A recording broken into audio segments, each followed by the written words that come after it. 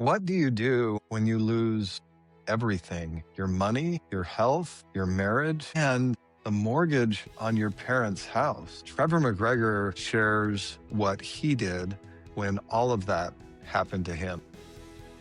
Every life has moments that change everything. A phone call, a diagnosis, a decision, a door that opens or a door that closes.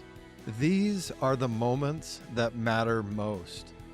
I invite you to be there with me in one of those moments right now. Together, we'll discover the lessons, the resources, and the inspiration you can carry into the moments that matter most in your own life.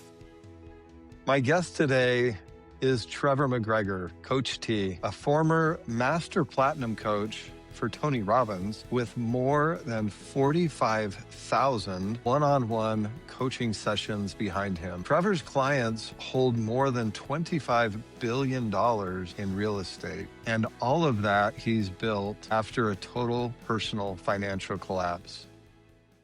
Trevor McGregor, welcome to the Be There podcast. And for anyone who's listening right now, I'm excited for today, primarily because of the man who's on the other end of the camera. I have the opportunity to speak with a lot of people. It's not very often that I have a chance to bring somebody in that's had such a deep impact on my life.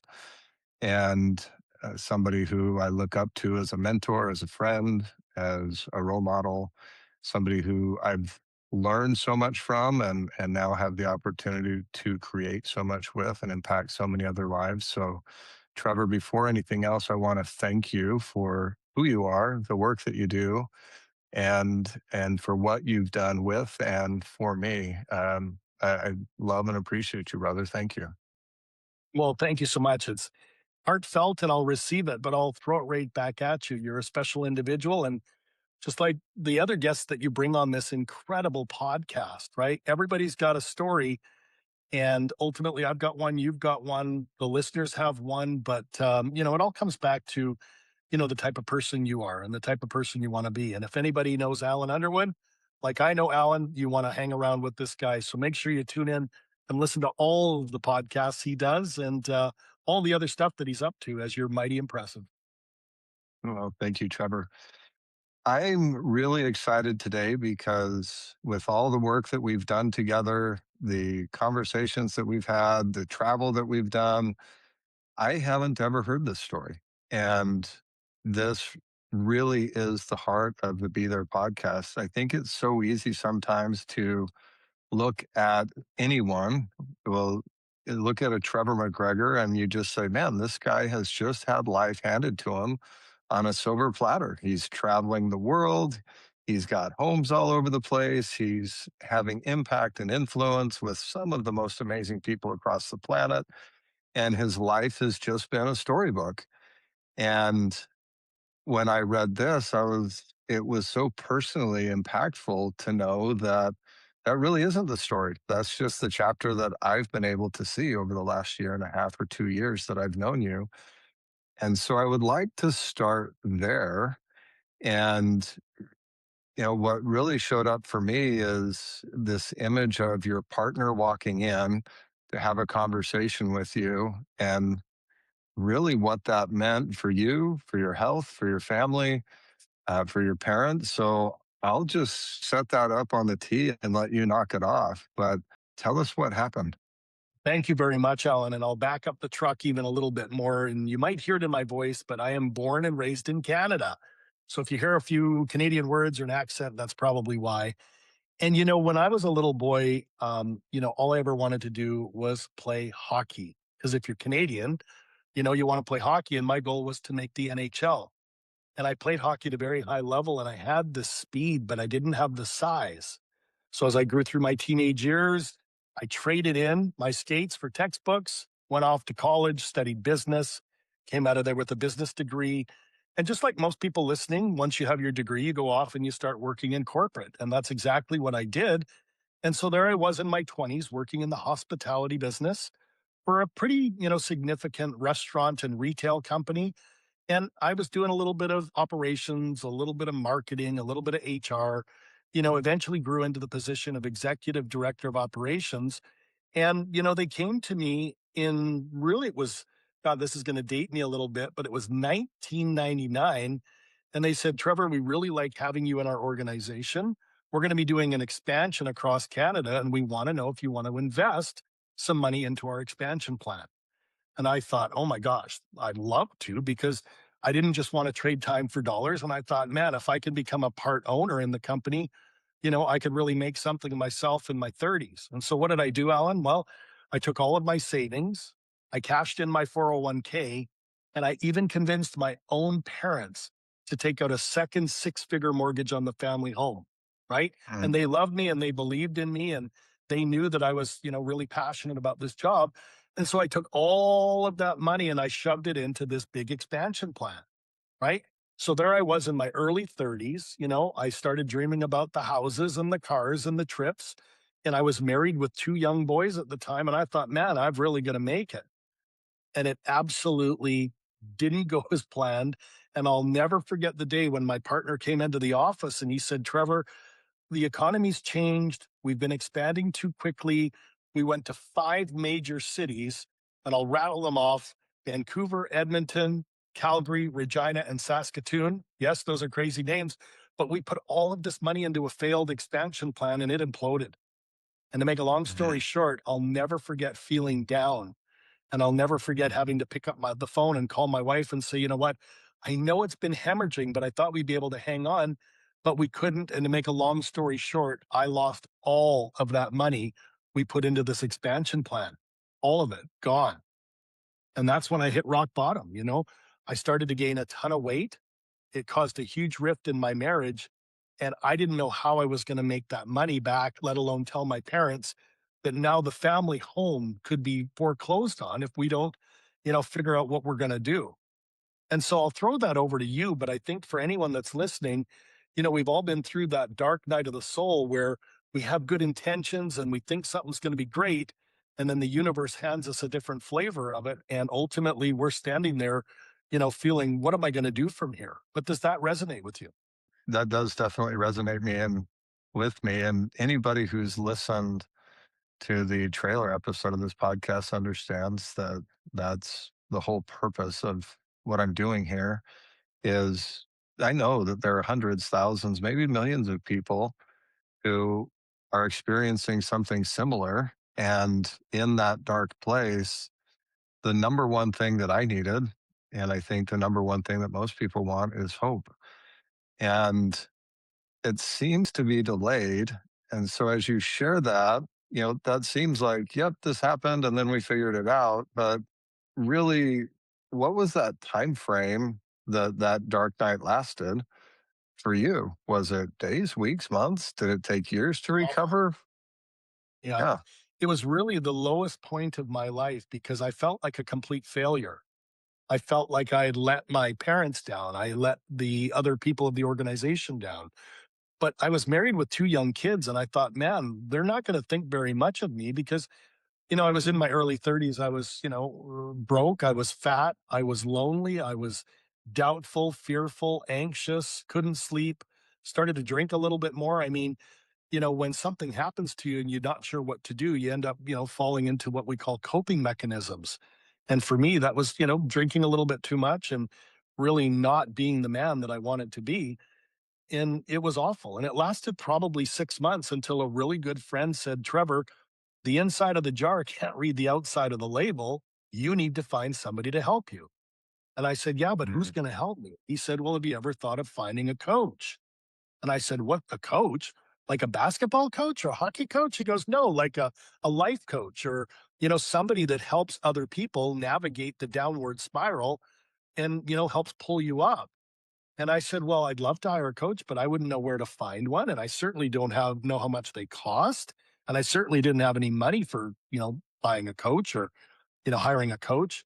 And ultimately he said, well, how's it ever going to get any better? Right. And he says, you've got to really, resolve whether you want this to be your legacy or you really want to go take care of your wife and your two kids and get up and dust yourself off and keep on keeping on. And the minute he said that, I started to look through the paper at the time for organizations and coaches and mentors and that sort of thing.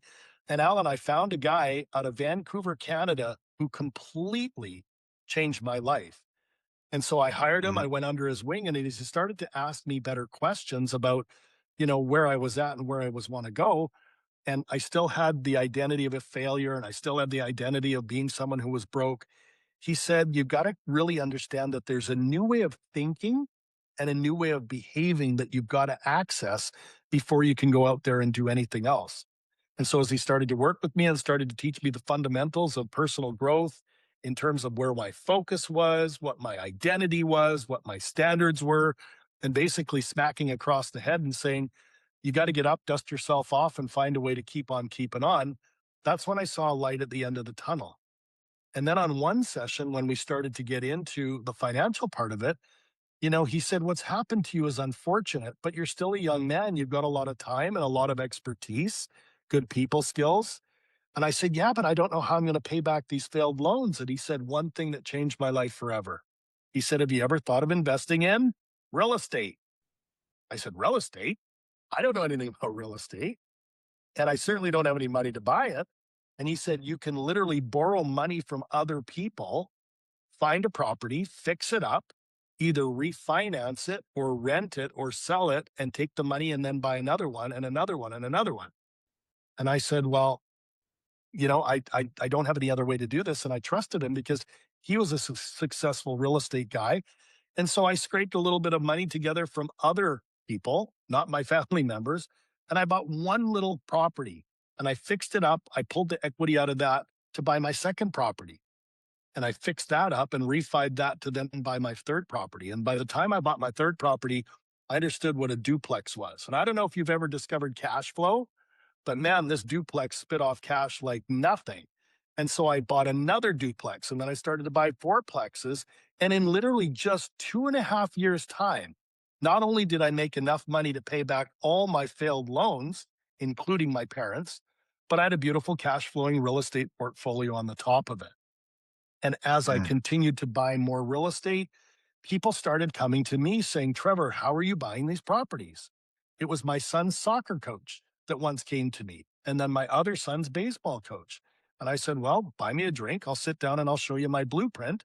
And so I started to show them how I was buying these properties, and they'd go out there and they'd buy their first rental property, and then their second, and then their third.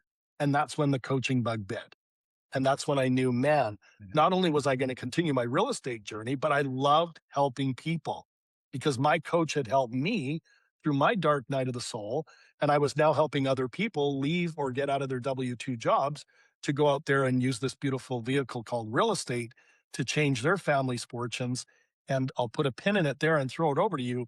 But that's literally how I navigated going from the worst part of my life to finding that uptick and that uptrend to, do more. And I'll share more about the story in just a minute.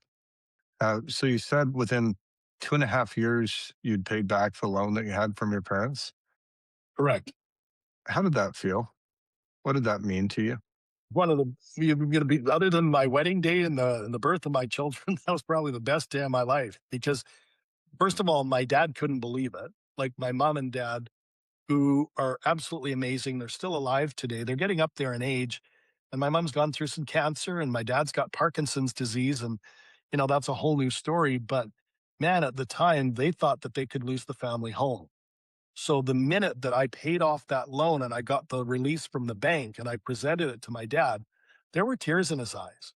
Like it could Mm. have gone completely a different direction. But thank God for me, I found that coach. And thank God for me, I found a vehicle that helped me to make money and ultimately, save the parents' home. And, my parents still live in a home in that same city, not the exact house, but man, I can't imagine what would have happened if it would have went the other way. So you also said early on that you lost your health, you lost your money.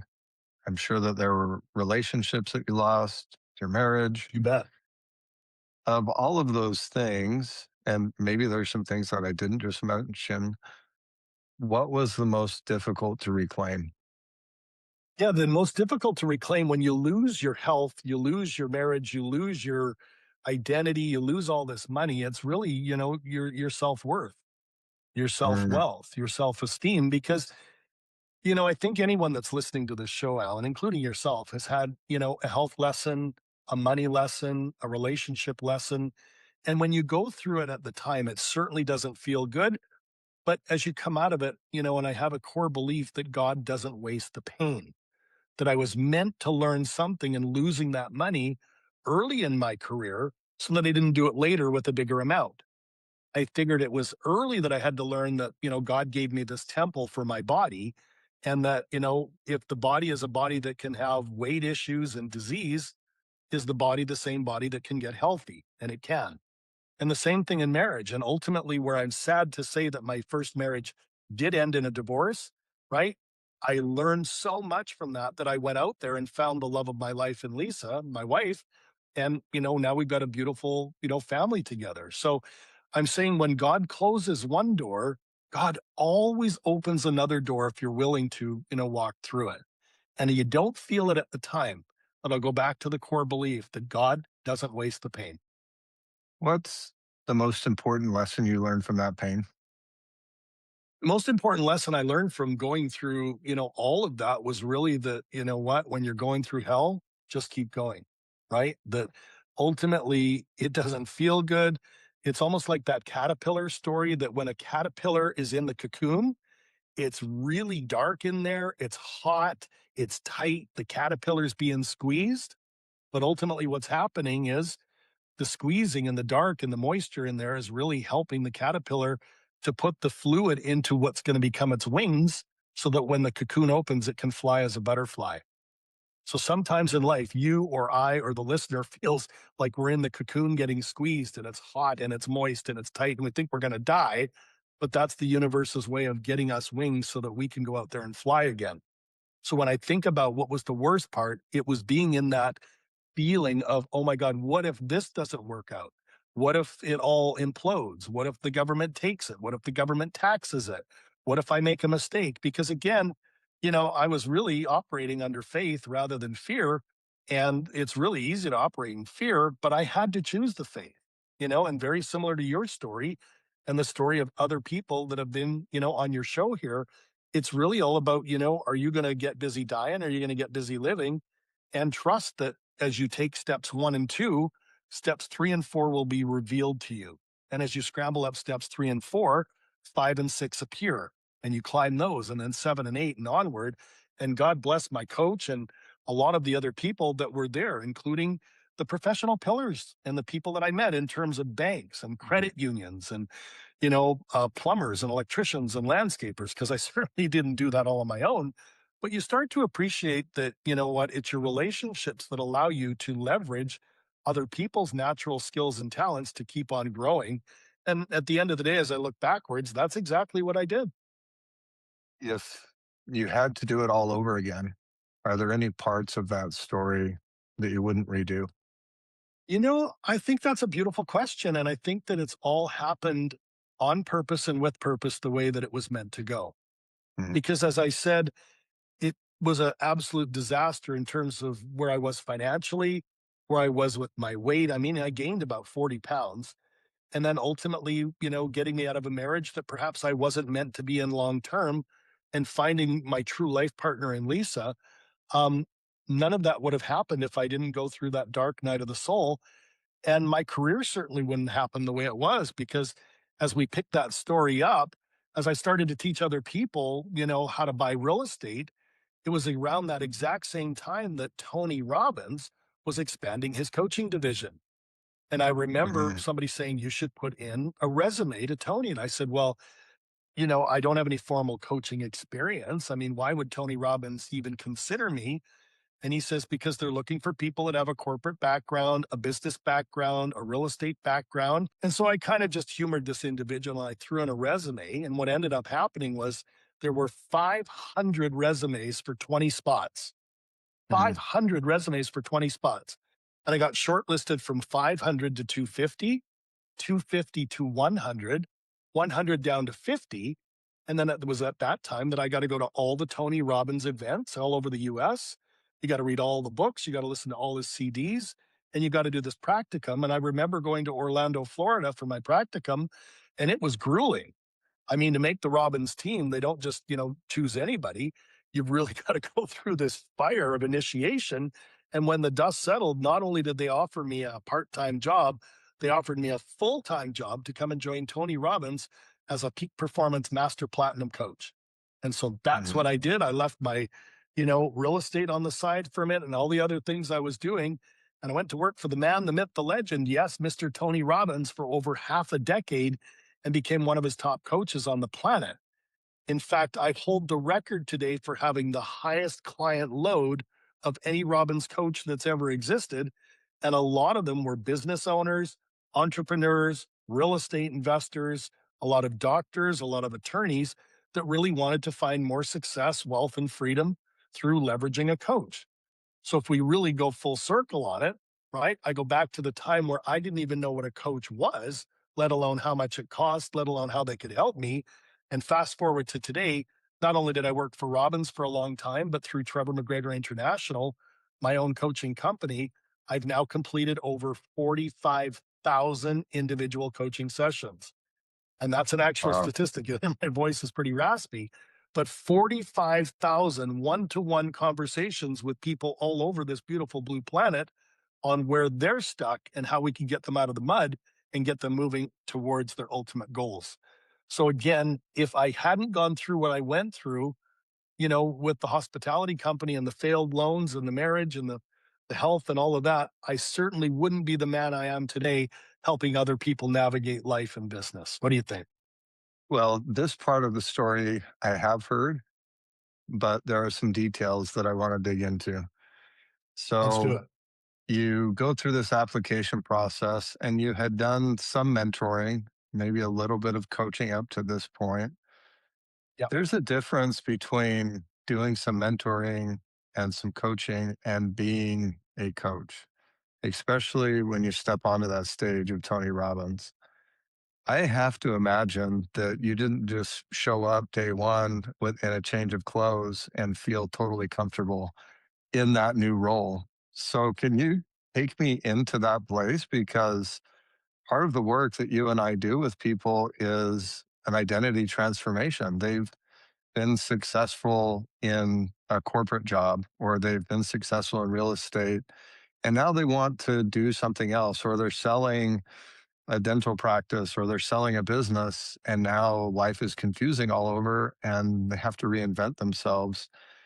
And I find that there's a big stretch with people to make that kind of change. So again, just going back to your experience, I just can't imagine that you buttoned on a suit and tie and showed up and were a master platinum coach. You had the title, but did you really believe that?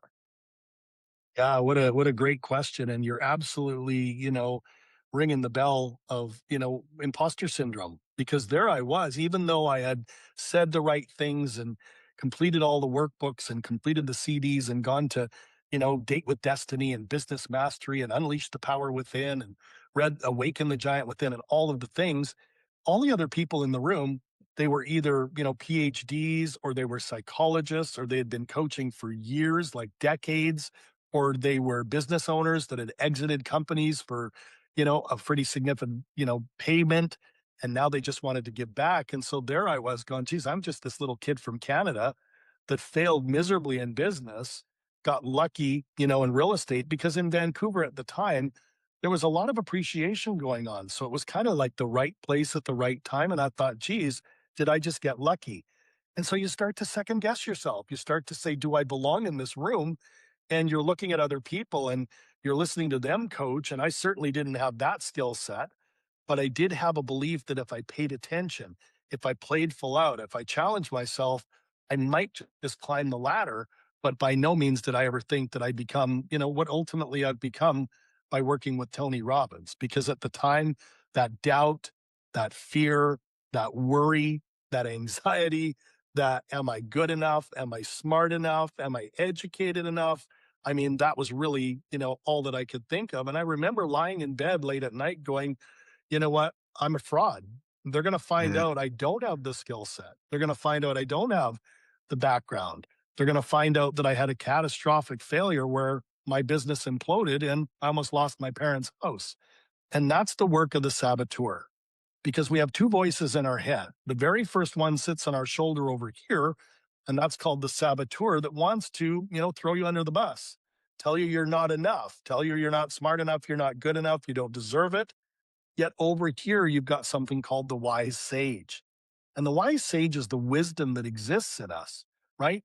But because the saboteur is more powerful, and because we listen to the saboteur more than we listen to the sage, I really had to do the work, Alan, to get through that imposter syndrome, to get to a place where, you know what? Tony said, you don't have to know all the answers. You don't have to be the best coach. You just got to be willing to be 2 or 3 steps ahead of where your client is and get them to Mm. see, hear, feel, and know that there's a certain way of thinking and behaving, that if they do this in their psychology and their strategy, they can make progress. And I remember him saying the number one thing you've got to really look for is your client making progress, right? Even if they got to go backwards 2 or 3 steps to go 3 or 4 steps, forward. And so that's really what I took on. And that's when the saboteur started to be defeated by the sage. And ultimately, I accepted my role and ultimately became the coach that I am today. But man, going back to it, you're spot on with that. I did not feel like I belonged in the room. Just a quick break, and then we'll be right back to the show. Trevor just said something important that I don't want you to miss. When you're inside the jar, you can't read the label. When Trevor was at rock bottom, he couldn't see his own way out. In fact, none of us can. It took someone who was outside of the jar asking just one better question to change the trajectory of Trevor's life. If you're feeling stuck right now, if you've reached your rock bottom, I'd love to help you read the label that's on the outside of the jar. You can connect with me at thealanunderwood.com. Now, right back to the show. What are the rooms now that you're walking into that cause you to feel the same way? Or does that happen? Well, of course it happens. We're human beings and we're always comparing where we're at to other people, right? It's almost like if you compare your airplane, right, to Tony Robbins' airplane or Elon Musk's airplane or Richard Branson's airplane, you lose, right? Because that's where my mentor, Tony Robbins, said that comparison is the thief of joy.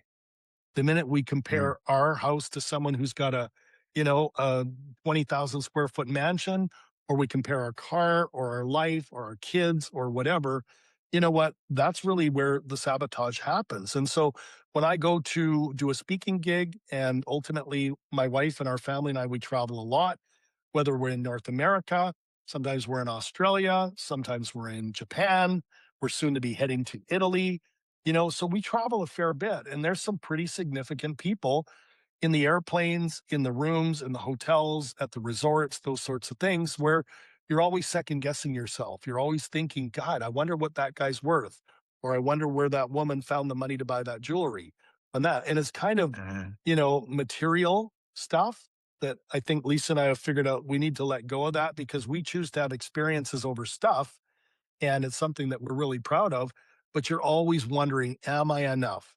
Am I loved? Am I, worthy?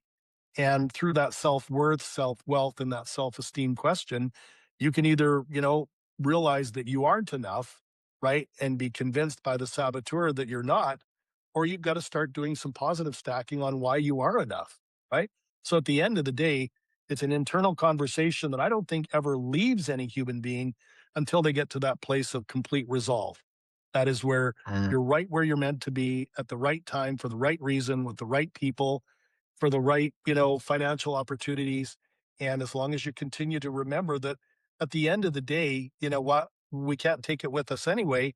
You've got to really ask yourself, what are you doing and what are you optimizing for? And for me, that's faith.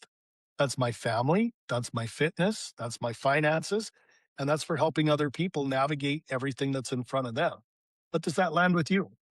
It does. And it brings up another question going back to beginning with Tony Robbins, but also what you just described. I think so often we walk into rooms and we want somebody to validate for us that we belong there. They want us to stamp our ticket. And I think there's a significant growth process that needs to happen when we realize that we're the only one that can validate that ticket. Ultimately, Tony Robbins' team had already said, Trevor, you're a Tony Robbins coach, right? And no matter how often you had the name tag or the ID card that said that's who you are, until you really believed it and really lived it, it didn't matter. It wasn't valid, right? So, is there something, if there's somebody right now walking into rooms and feeling that way, man, everybody else here is succeeding at a higher level. Everybody is making it work in real estate, and I'm not making it work. I really would like to be a coach, but who's going to trust me to coach them because I've lost everything? I haven't had the success that they've had. What do you say to that person?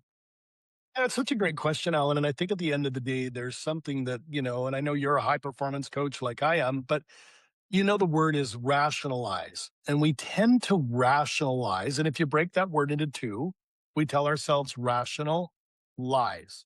We lie to ourselves why we can't coach or why we can't, resurrect a better real estate deal or why we can't get along with our spouse or why we can't, help our growing teenage kids or why we can't tithe or why we can't travel.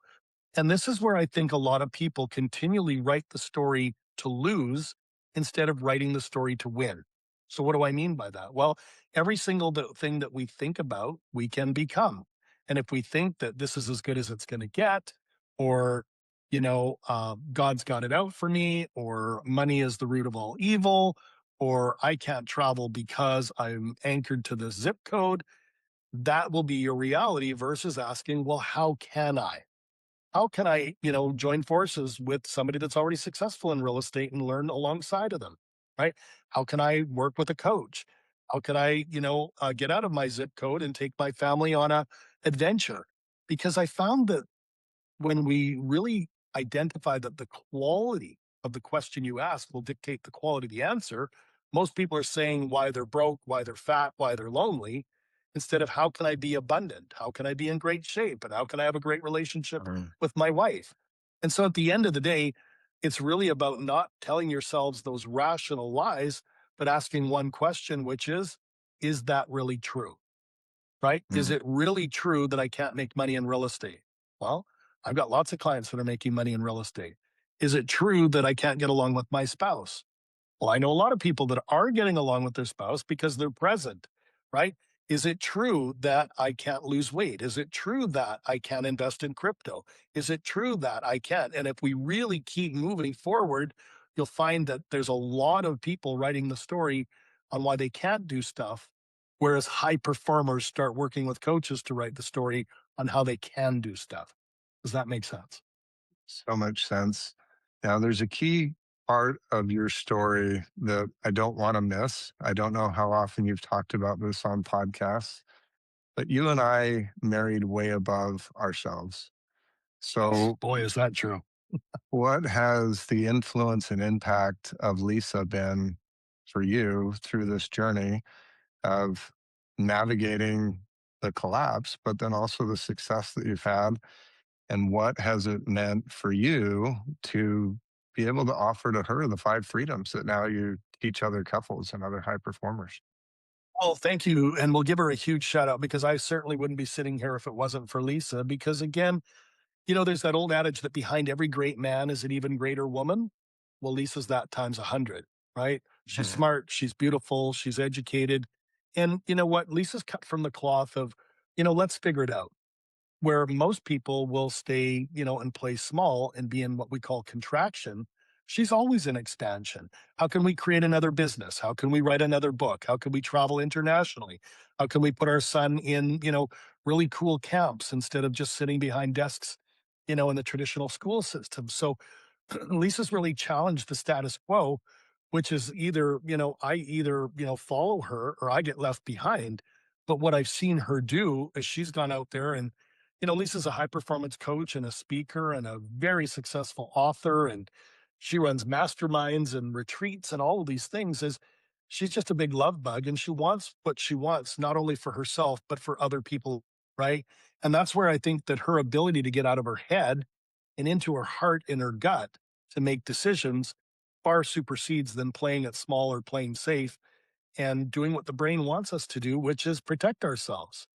You know what? And that's Mm, where I think that she's allowed me to see that there's a new level of thinking and a new level of taking action where, you know what, we're not going to hit that ceiling. We're not going to plateau. We're not going to rest on our laurels. That there's a beautiful opportunity to take the year you were born and the year that you're, no longer here and really, live out that dash. And certainly in our, 17 years together and what we've done physically, mentally, financially, in terms of adventure, travel, raising three amazing boys.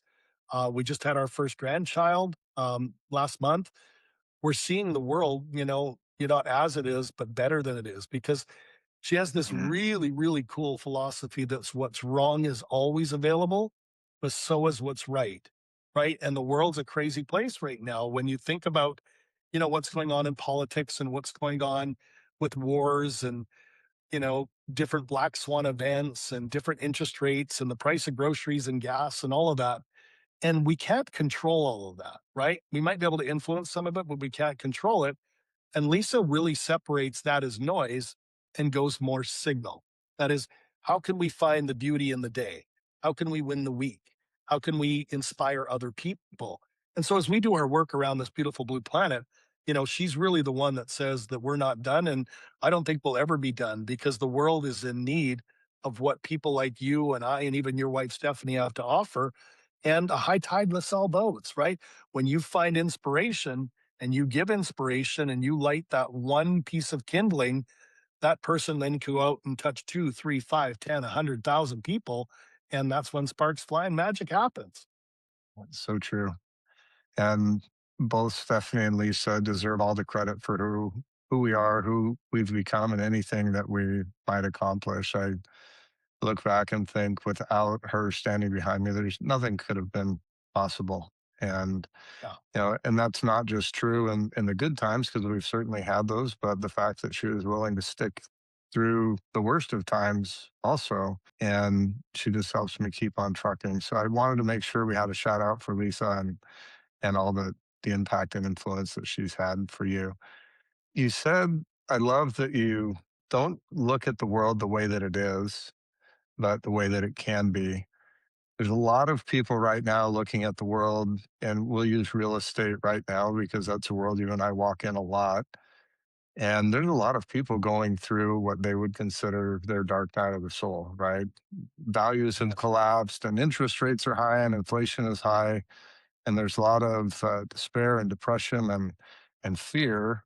When you meet somebody like that, where do you start to help change that perspective and help them understand that, hey, I love what Tony says, right? This problem isn't going to be permanent. It's not personal. Yep. It's not pervasive. So, where do you start with someone like that who's just in a crisis? Because I'm sure there's going to be people listening that are having that experience now. And I would love for you to speak to them. Yeah. So again, there's so many tools in the toolbox that, I've amassed. And I know that you share a very similar toolbox. And that's why, this isn't fluff coaching. This is real deep coaching that creates transformation because transformation is the very first thing that you got to believe. And one way I help people and the listener believe that transformation is available is through some of the natural laws that govern this planet. I mean, if you think about the law of gravity, if you jump off the roof of your house, I guarantee you're going to go down. Well, there's another law that I teach called the law of polarity, right? And the law of polarity decrees and means that you can't have one thing on this planet without the polar opposite also being available. Let me give you some examples. You can't have day without night, or black without white, or masculine energy without feminine energy. You can't have the North Pole without the South Pole. So, what's that got to do with anything? Well, you can't have failure without success also being available to you. You can't have the doubt and the fear and the worry and the anxiety without the courage and the gamification and the possibility and the potential. So, what I start to do is I get people to see, hear, feel, and know that there is something on the other side of the river. And we've all crossed the river before, Alan. You've crossed it, Stephanie's crossed it, Lisa's crossed it, I've crossed it, and the listeners crossed it. And so by using a process called back to the future, I can take somebody back, whether they were a young person and they thought they were going to fail grade 4 and yet they made it, or they thought they weren't going to make the high school debate team and they made it, or they thought they weren't going to get their driver's license and they got it, or maybe they thought they weren't ever going to be able to backpack around Europe and they did. So we go back to find things in our life where we thought we were on the negative side, but through perseverance, through faith, through finding the right who's and super who's and coaches, you're able to navigate from the I can't do it to the I've done it. And once there's proof of concept in that, you bring in the law of polarity that says, well, if I try, I could fail. If you try, you could now succeed. Or if you say people are going to criticize me for getting into real estate and call me out for it, well, what if people go, oh my God, this is amazing. Can I join forces and invest with you? Or that whole thing around self worth, self wealth, and self esteem. When you come over to this side of the equation, I'm here to tell you that abundance is your birthright. You've got just as Mm. much opportunity to go out there and use real estate as a wealth vehicle as anyone else has used it. But again, it's going to take time. It's going to take money. It's going to take who's and super who's. It's going to take resources because I can tell who's interested in success, who's committed to success, but also what I call who's defiantly committed to success. And so if I unpack that, that's an identity play. There are people that are interested in making it, in real estate. There are people that are committed, but when you're defiantly committed, it's already as good as done. You're going to get up early, you're going to stay up late, you're going to hire coaches, you're going to, check out markets, and you don't care what's really going on. You do, but you don't with interest rates because you can't control them. Cap rates, you can't really control. And that's where we take a look at, two little circles that intersect, things that matter with things that you can control. And right in the center of that is where you should be focusing.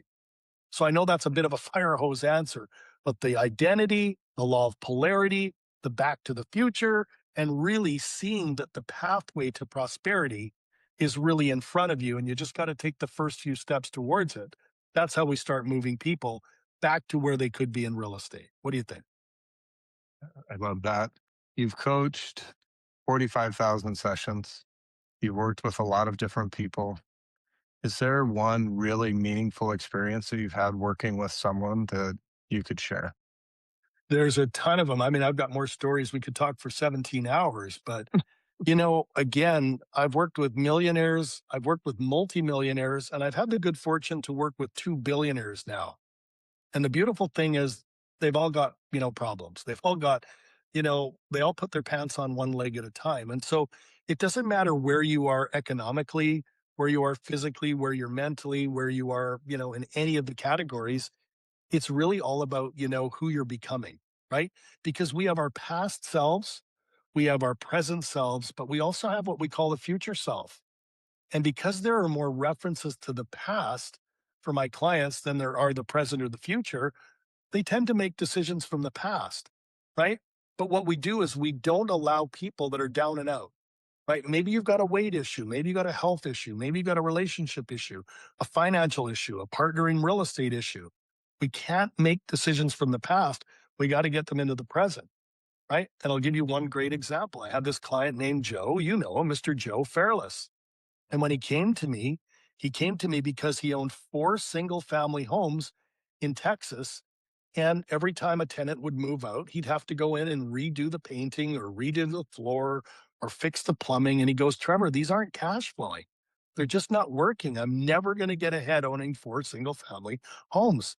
And I said, well, let's get out of the past and step into the present. What could we do here to create where you want to go? And have you thought of investing in apartment buildings? And Joe said, well, I don't know how that works. But I said, well, if you figure it out and you hire the right coaches and the right mentors and do the right market research and all of that, you could start your journey in bigger properties that perhaps had a little bit more meat on the bone. And so Joe did. He bought his first apartment in Cincinnati. And ultimately, I was the one that helped him, identify that that was ultimately where he wanted to go. But even fast forward to today, Joe now has $2.7 billion in assets under management. Yeah, $2.7 billion worth of apartment buildings. And so when I think of where he came to me with a problem, right, I often say that every problem is a problem of perspective. We knew that these four single family homes weren't going to get him to where he wanted to be. And so he started to really go out there and learn the apartment business. I've got other people that do that in self storage. I've got other people that do it in assisted living or mobile home parks, right? Or, many different asset classes. But at the end of the day, there's always an opportunity to find the partners or the pathways to prosperity by thinking about where you are today and what you could do to step into your predictable future, not just your future. And that's what Joe did. And I've got, I don't know, thousands of other stories of people that were down and out. They got laid off. They were working at big firms like Deloitte and Touche or Microsoft or American Express, and they didn't like the golden handcuffs and they wanted to become more entrepreneurial, whether that was through real estate or through e-commerce or through some other, modality.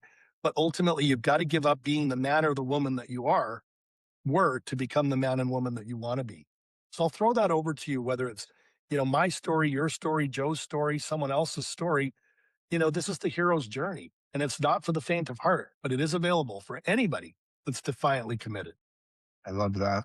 There's a part of your story that we went by fairly quickly, but I think it's not insignificant. And it's that your coach asked you a question. And I find it interesting. It wasn't what he taught you necessarily that caused the aha moment, it was the question. And I find questions are so powerful. You brought up some of the questions that are personally powerful. Is that true? Is a very powerful question that we can use. I want to bring the listeners in a little bit to our relationship. And I remember when we first met in person, we were in a little room at actually Joe's event in Salt Lake City at the Best Ever Conference. Right. And I don't know if you remember the first question that I asked you in that session, but I do. And that question was, Trevor, where am I underperforming? And what you said there, I've thought about so often. You said you're not, but you don't realize that there's a lane change coming. And Yes. you invited me to consider coaching. And I thought that you bumped your head on your way from Australia to Salt Lake City because I had started working with you to help grow real estate and help with the investment fund we were building. And maybe this is a little bit selfish on my part, but I would love to step back there and just ask, because this happens so often that you're on a call. I have this experience now where you can see something for someone else that they're unable to see on their own. What were you seeing that caused you to believe that there was a lane change coming? You had a certain identity as a real estate investor, but I saw you as much more than that.